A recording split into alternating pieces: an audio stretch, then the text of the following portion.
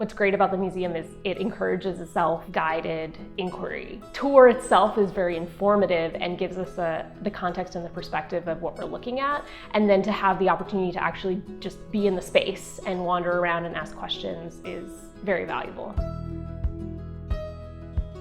I'm Dr. Allison Dziuba. I'm an assistant professor in the Department of English, and I'm also part of the Composition, Rhetoric, and English Studies program. My research is relevant to the Gorgas House, especially my teaching, because I'm really interested in having students engage actively and meaningfully with their campus histories and the histories of the universities that they find themselves on.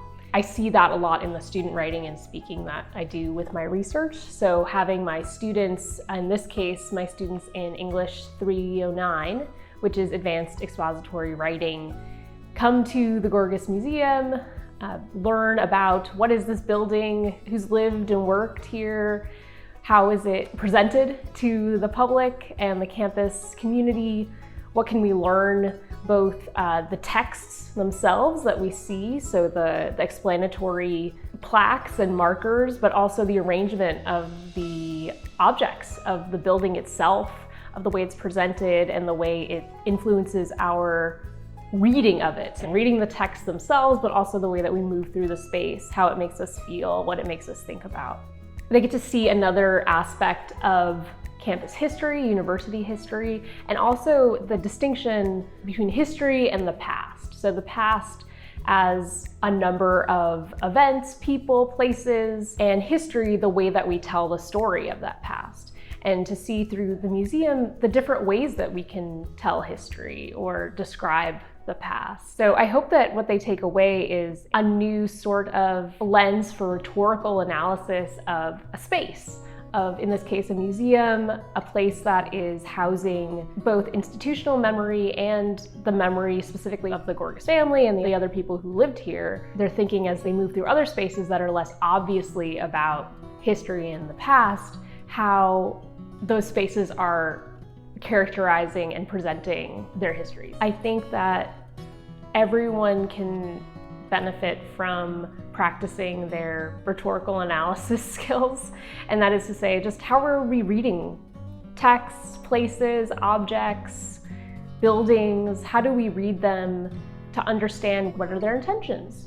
Who were they made for? What are they perhaps trying to communicate to us? What do they communicate to us? How do we feel and think and ask questions in those spaces?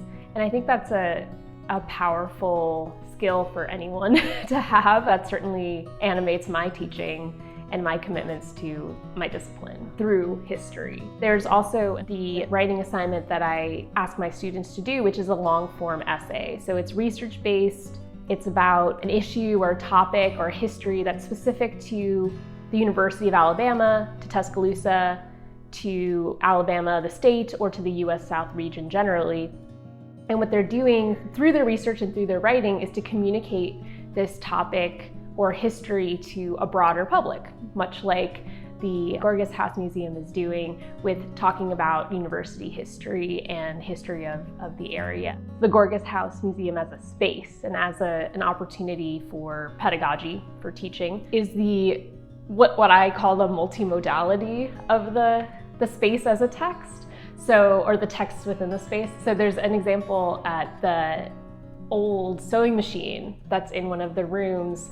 There's some explanation of where is this from, how is it used, whose was it, and then next to it there's a video of a student at UA using the sewing machine.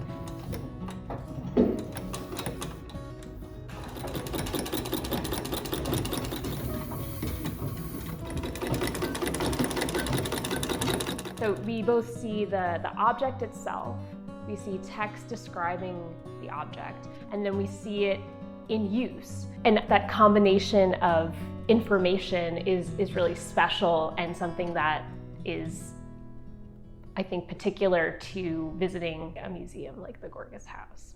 Campuses, historical monuments, museums are all texts that can be multiply interpreted. And we can read them in various ways, and we can understand the different perspectives that they communicate. So an example of this was we were in one of the rooms at this museum and explain that it's currently set up to look like the mail room that was used, I believe, in the late 19th century for students, staff, faculty to receive and send mail. And to be in that space, to see that space, to understand that history, I think adds a richness and a texture to our understanding of university history and the different people who have been here. To think about the ways that history can be told from different perspectives, with different kinds of intentions, with how it can powerfully unbury histories that have maybe otherwise been marginalized, erased, neglected. How do we talk about these histories? So trying to imagine responsibly, somewhat historically accurately, what the lives of the people might have been like, especially those people, Black women, queer Black women, whose lives in the archives are very one-dimensional, and we don't have a lot of information about them in these official records. So trying to elaborate and see the fullness of these historical lives. I love how rich and layered it is in terms of the information that is available at the museum and the people here who are very knowledgeable.